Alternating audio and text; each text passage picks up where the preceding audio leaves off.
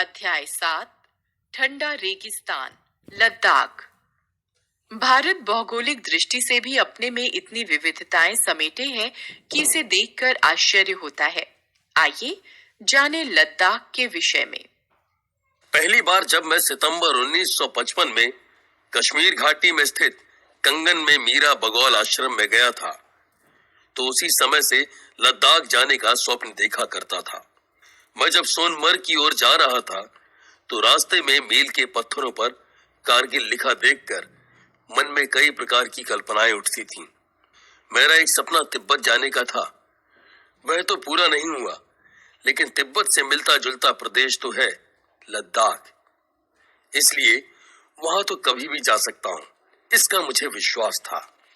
मई 1981 में जब हम कश्मीर कोहिमा चिपको पैदल यात्रा पर निकलने वाले थे, तो हम लेह या कारगिल से पदयात्रा प्रारंभ करना चाहते थे, लेकिन लद्दाख के संसद सदस्य पी नमग्याल ने कहा, लद्दाख जाकर क्या करोगे, वहां तो पेड़ ही नहीं है।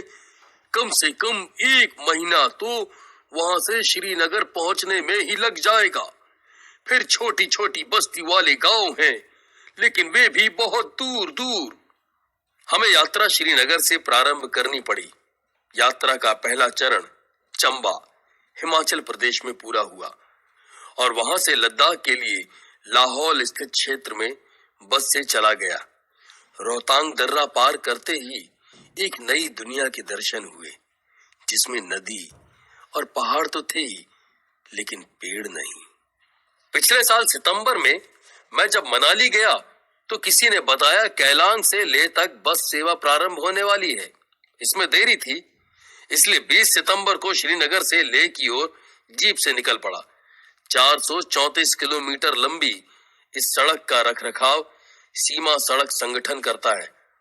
सप्ताह में सोमवार के दिन यह सड़क मरम्मत के लिए बंद रहती है।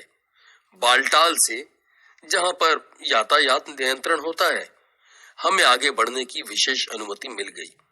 रास्ते से कंगन से आगे नदी के उस पार, जहां पहले सघन वन थे, अब उनकी छटनी हो गई। इसके बीच में एक और घुमंतु गुज्जरों के बीच खेती के लिए जमीन का वितरण था। ये जमीनें प्रायः तीखे ढालों पर हैं, जिस पर वे मक्का उगा रहे हैं और भूक्षरण की गति को तीव्र कर रहे हैं। सोनमर्ग का लंबा और चौड़ा घास का मैदान अब लेह की ओर सामान लेकर जाने वाले सैकड़ों ट्रकों का विश्राम स्थल था। पहले यहाँ घोड़े चरते थे। पर्यटकों को थानीबाज की ओर ले जाते हुए इक्के दुक्के घोड़े अब भी देखे जा सकते हैं। सोनमर्ग से आगे बालटाल की पड़ताल चौकी है। यहीं से छोटी सिंधु को पार कर एक रास्ता अमरनाथ गुफा को जाता है। यह पहलगांव वाले परंपरागत रास्ते से कुछ छोटा है, लेकिन कठिन है। बालटाल में घाटी समाप्त हो गई और हमारा रास्ता उन पर जा मिला। फिर दर्रे की ओर चढ़ने लगा। 3450 मीटर की ऊंचाई पर स्थित जोजिला दर्रा लद्दाख को कश्मीर से जोड़ता है। ऊंचे पहाड़ों के बीच गहरी जगहों को ढूंढकर पर्वतीय लोगों ने रास्ते बना दिए। इन स्थानों को ला कहते हैं। दर्रे के लिए ला शब्द का उपयोग कश्मीर से लेकर ठंडे अरुणाचल प्रदेश तक होता है। वहां भी हमने कश्मीर कोहिमा चिपको पदयात्रा के दौरान ला पार किया था। जोजिला मई से अक्टूबर तक ही खुला रहता है। इसके लिए सीमा सड़क संगठन निरंतर कार्यरत रहता है, लेकिन 16 नवंबर 1986 को यहाँ पर इस शताब्दी की भयंकरतम दुर्घटना हुई, जिसमें सैकड़ों लोग बर्फ के तूफान के नीचे दब गए।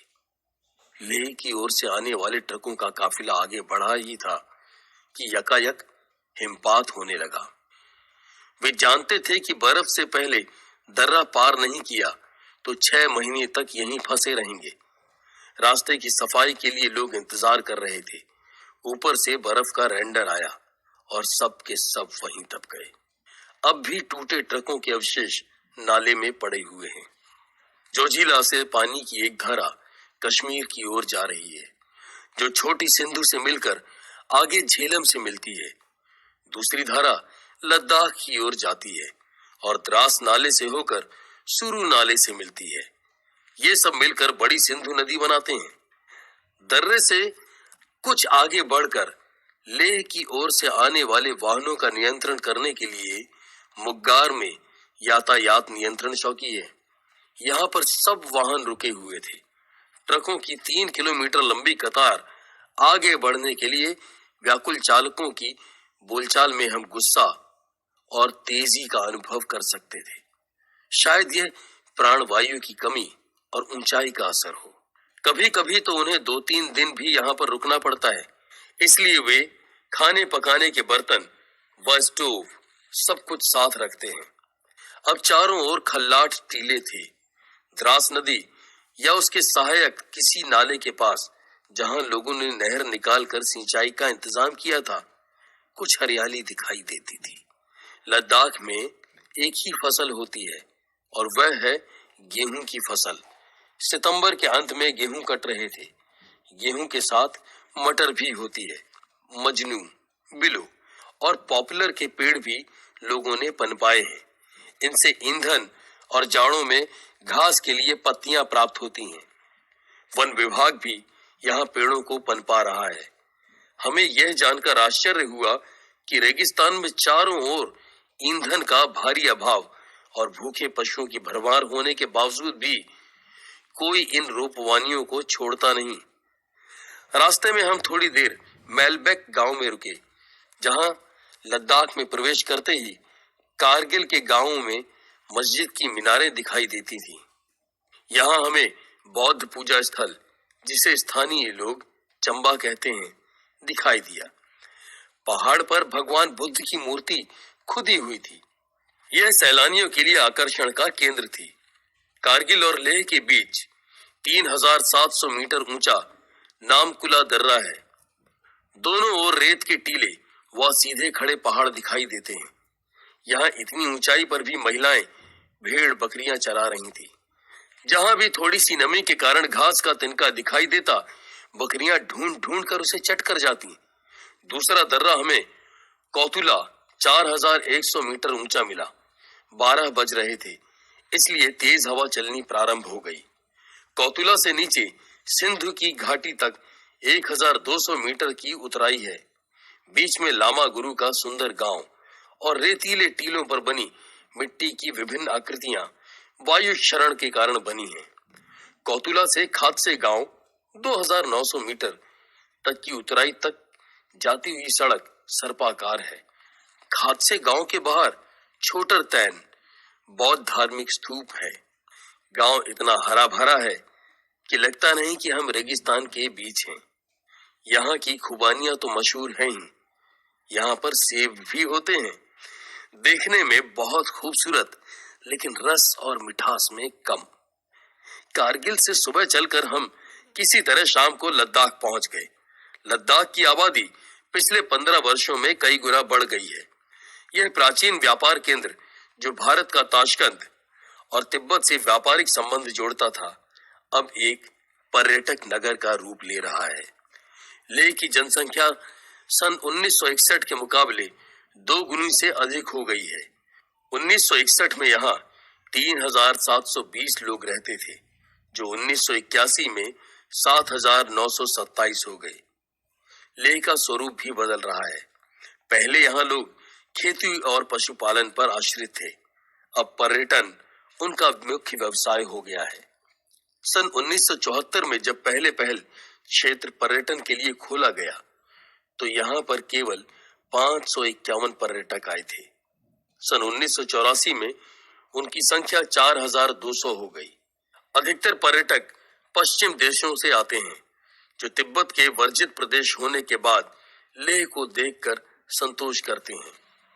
पश्चिमी ढंग के होटल धड़ाधड़ बन रहे हैं, जिसमें दैनिक खर्चा 400 रुपए तक आता है। इसमें खाना पीना भी शामिल है। इसके अलावा निजी घरों में भी 40 से 100 रुपए रोज देकर पर्यटक रुकते हैं।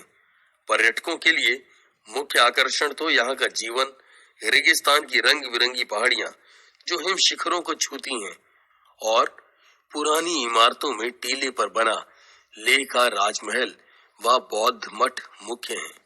पर्यटन जहां लेह में रुपए लेकर आया है, उसके साथ कई नई समस्याएं भी पैदा हो गई हैं। लोगों का जीवन बाजार की अर्थव्यवस्था पर आश्रित हो गया है। प्रायः सभी चीजें बाहर से आने लगी हैं। पहले गेहूं व जौ पैदा करते थे और लोगों की मुख्य खुराक सत्तू और मक्खन मिली नमकीन चाय होती थी, जो इस ठंडे प्रदेश में शरीर को गर्म रखने के लिए आवश्यक है। पर अब तो खेती में सब्जियां उगाई जाती हैं, क्योंकि सेना व पर्यटकों के लिए इसकी मांग है। यहाँ 14 किलो तक की एक गोभी और 7 किलो तक की मूली हुई है। सब्जी बेचकर लोग चावल खरीदते हैं। सत्तू के लिए कम ईंधन की आवश्यकता पड़ती है। अब ईंधन की आवश्यकता बढ़ गई है। जम्मू और कश्मीर की सरकार प्रति वर्ष 10,000 क्विंटल जलाऊ लकड़ी यहाँ भेज